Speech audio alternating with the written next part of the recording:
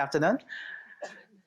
Have you ever imagined ending up at a bus station with nowhere to go?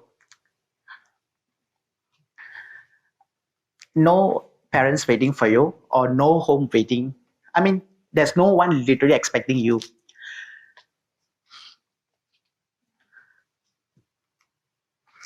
But in this case, right, for some children, this is not an imagination, that's always for reality. So the moment when we always, people like me who don't have parents, we might end up in, welfare homes or places like streets and places like uh, government hospitals or like government offices and all that. So when I went through this situation at the time, I was super emotions. As a child, your emotions was like, oh, where's my parents? Where's my father? Where's my papa and mother? What happened to me? Like, is there any way where I can go and find my relatives or everyone? But in my case, there's literally no one.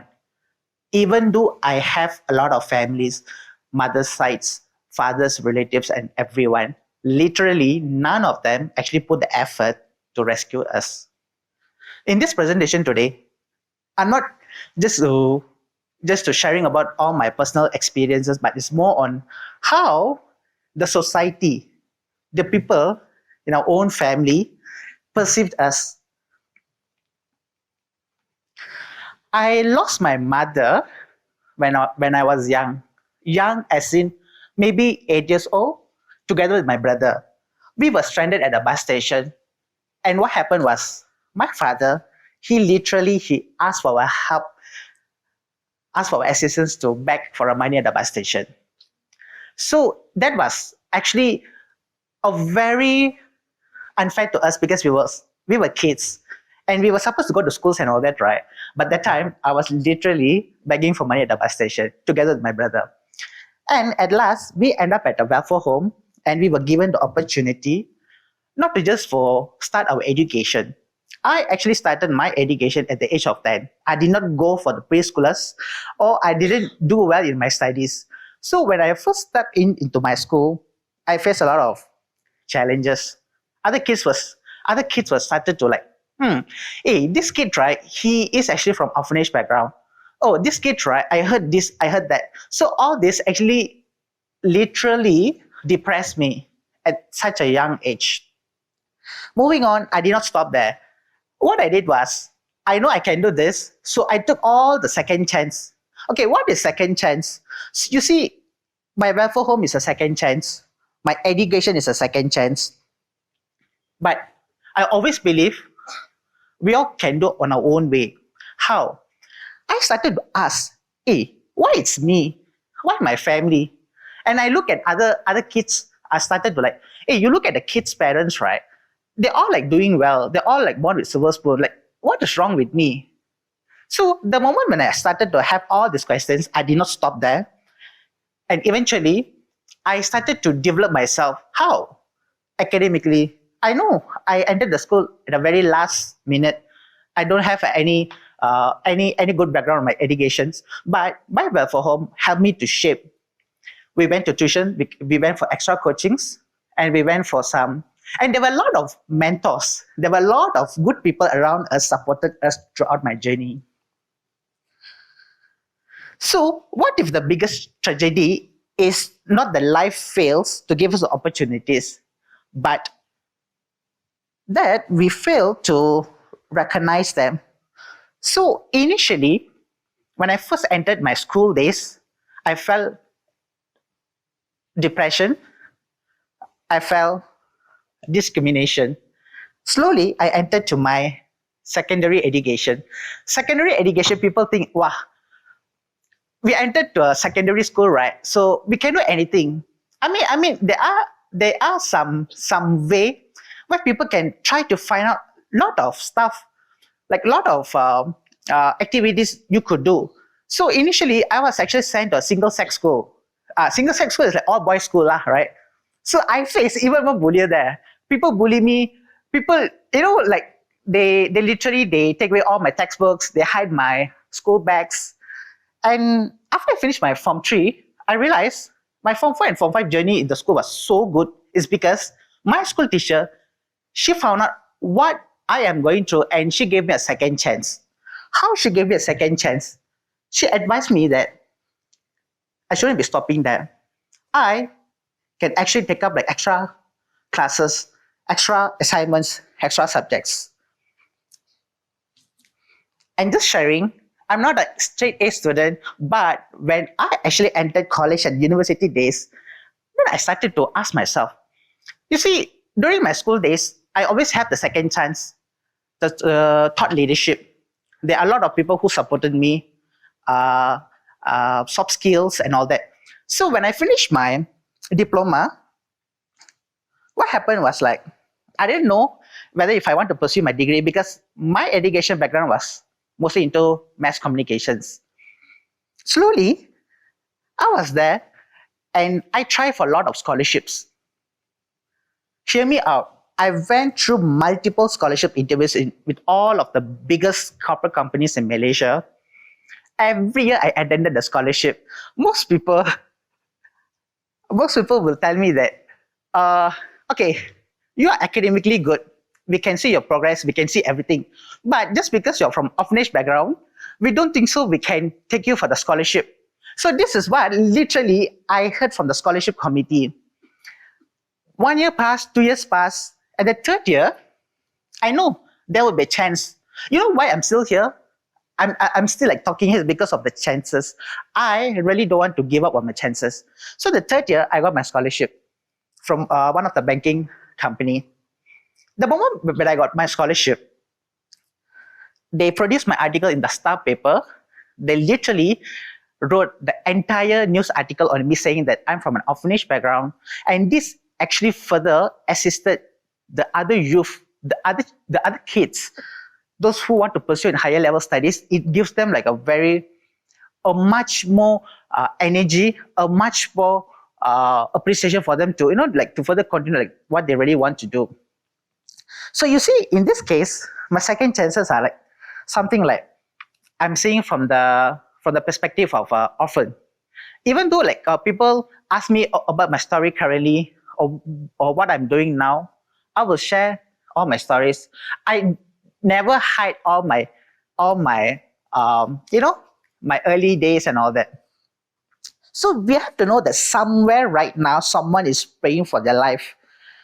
But to me, it's all like it all happens because you need to put all your trust, all your responsibility, and if you're really on the right track, you know you can really do well. My past could explain me, but it don't have to define me. So I have my past, but the current, I need to develop my own area.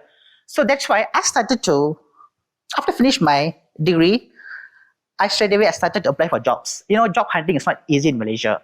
But if you really think that you really want to work for somewhere or, like corporate companies and all that, you should actually upskill yourself.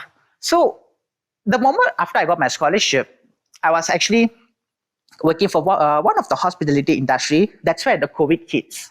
The COVID was, everyone knows it's very unexpected. But to me, I took it as an opportunity.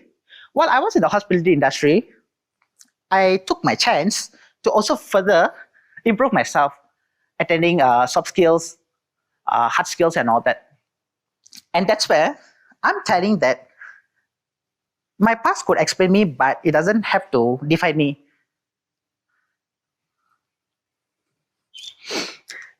Second chances, actually it's not super very hard, but it's a super miracle. Nobody knows when you're getting your second chances, right? I mean, if you see, most of the people right now, they don't see the second chances in front of them. We may be complaining about the jobs.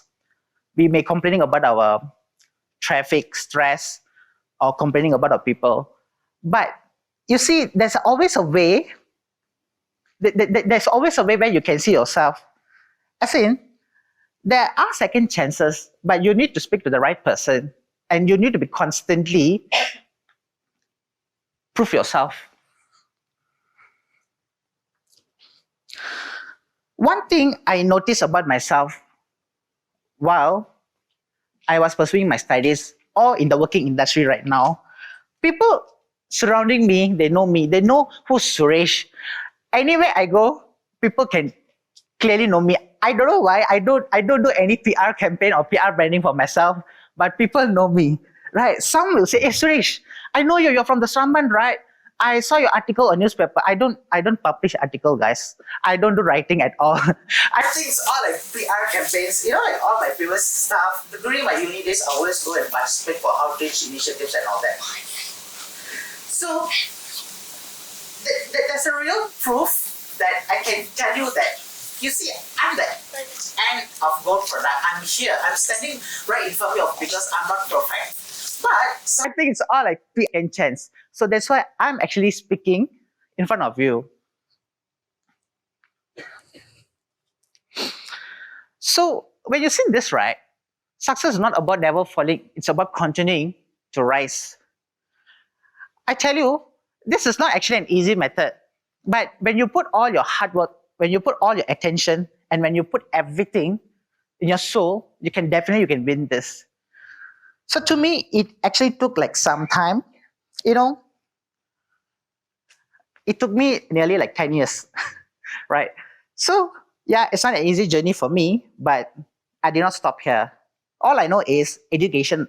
Education is something that could shape my life. Job opportunity is something that could shape my life. You see, there is also a lot of people stuck. Why people stuck? Because people are still like, they're staring at the wall. For some people, they do have a lot of vision, but for some, they stuck. Reason being, either they're not putting their extra initiative or they are not putting their trust.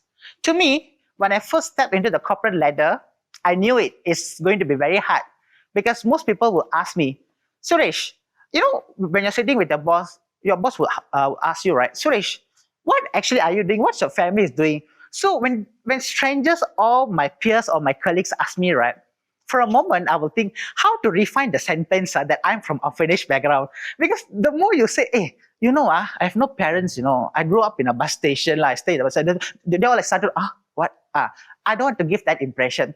Because the moment you share your story to the world, right, I want people like, you see, you got the resilience. You see, you can do this. I want that.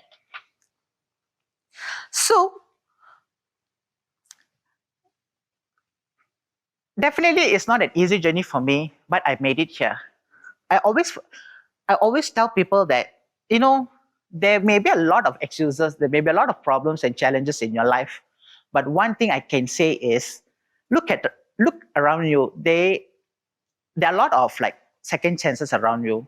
So what you can do is you can try to speak to someone that you trust and work for it. So, ladies and gentlemen, I'm Suresh Velsami and this is my story. But more importantly, what would you do with a second chance? Thank you.